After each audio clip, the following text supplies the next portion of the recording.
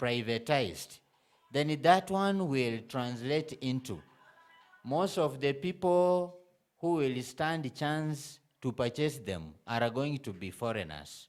Are you getting that? And when a foreigner comes into the country, Kenya, and do what? When a foreigner comes here to purchase that KICC, which has initially been generating some taxes, that will mean the person is going to be in full control of that parastatal. And we are going to lose the taxes to that person. That is one. Are you getting that? Secondly, if this person is the one who is going to continue offering the services that were initially being offered by the government, then that one will mean that the services are also going to lose the quality. You know what the middlemen and the private individuals normally do to the businesses of this country? What reduce the quality of service. Because when something is being controlled by the government yenye of course ni tofauti na yenye tuko nayo hii, government yenye iko na ubongo, itahakikisha kwamba mwananchi anapata the best from that parastatal. But when it is owned by an individual from anywhere, mwenye ako na pesa anunue, atamanipulate na ifanye vile anataka. Are you getting that?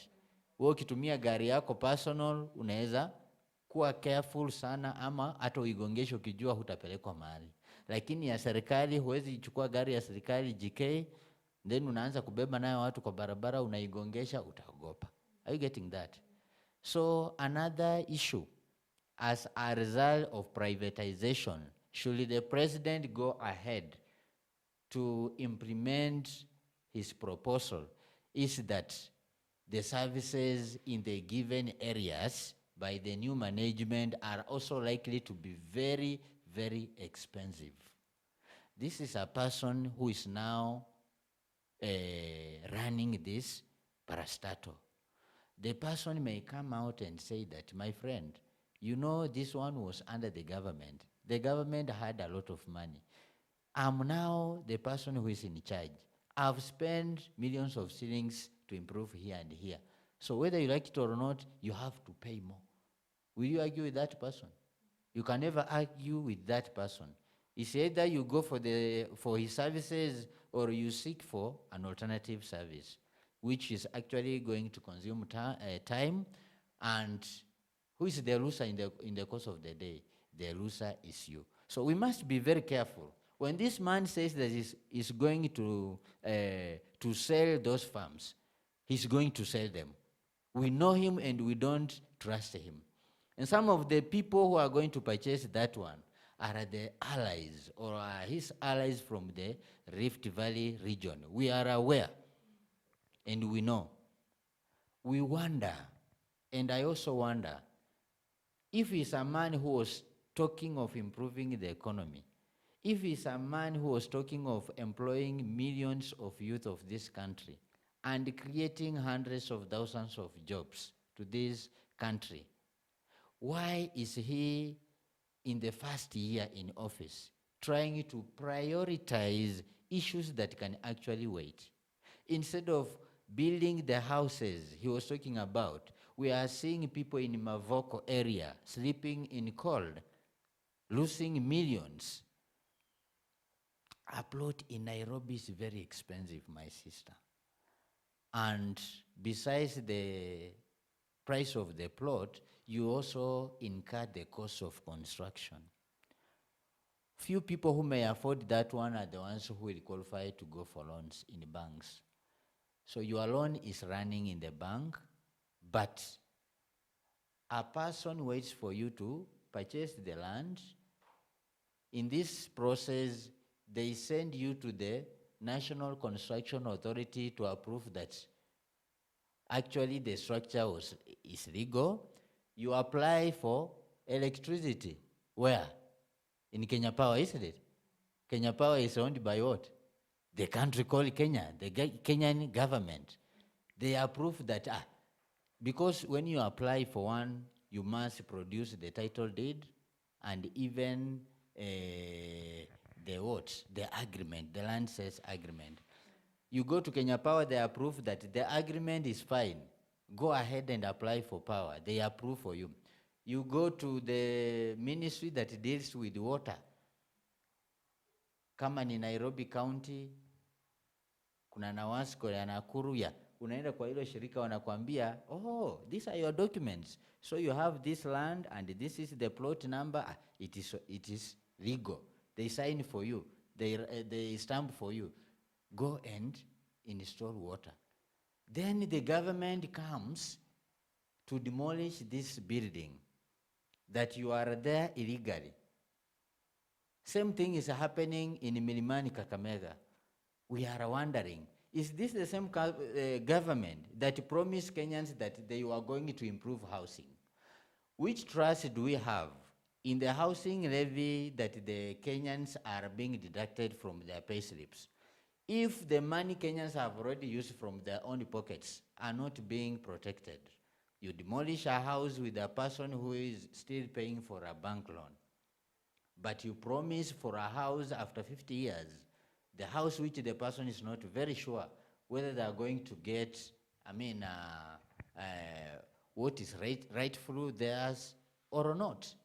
So it is very wrong for William Samoei Ruto to privatize the farms that is purporting to privatize. Yeah. Okay, thank you, sir.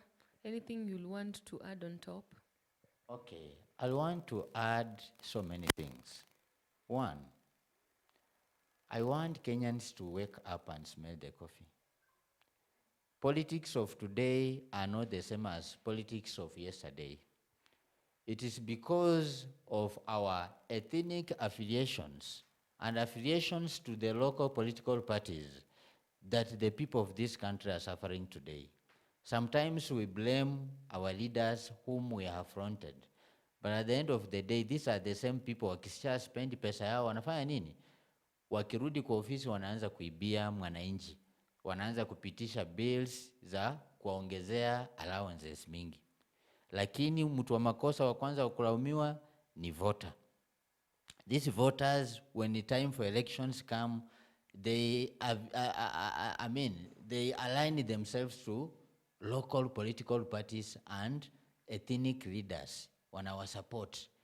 Lakini ni dhahiri kwamba this time round wamejionea. Wakalenjin sahi wanaumia kama Wakikuyu, kama Waluya, kama Wameru.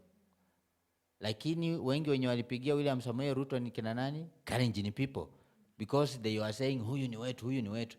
Today he's not minding about them. Recently, Murkomen was booed and heckled at Baringo when he was overseeing a football tournament. Although later on, he posted and refuted the claims that the teams were not in agreement. But we are not fools. It was very open that those gentlemen in Baringo are telling off Murkomen that Ruto must go. Because they never saw any need for him to go there, oversee a match, yet they were very hungry. Yet some of their parents were not paying for medical services. Yes, some of their students are going to stay at home come January 2024. You see, it is time we wake up and see what those people in Rift Valley are seeing. Wameshatuonyesha kwamba ukiweka mtu wa kabila yako is not a guarantee that the person is going to make you happy. Same people are today complaining that they regret chasing Professor Ayiro as the Vice Chancellor of Moi University Eldoret. I don't know whether you remember around 2016, led by the first time governor by then, Jackson Mandago. He led some Rift Valley leaders to condemn and chase away that gentleman. And we normally say that once you are qualified, you are supposed to work anywhere in this nation called Kenya.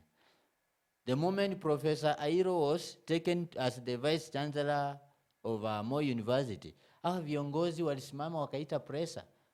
I overheard Mandago saying that, mnangoja DP Ruto anatoka nje alafu mnaleta wageni hapa. We are not going to allow him.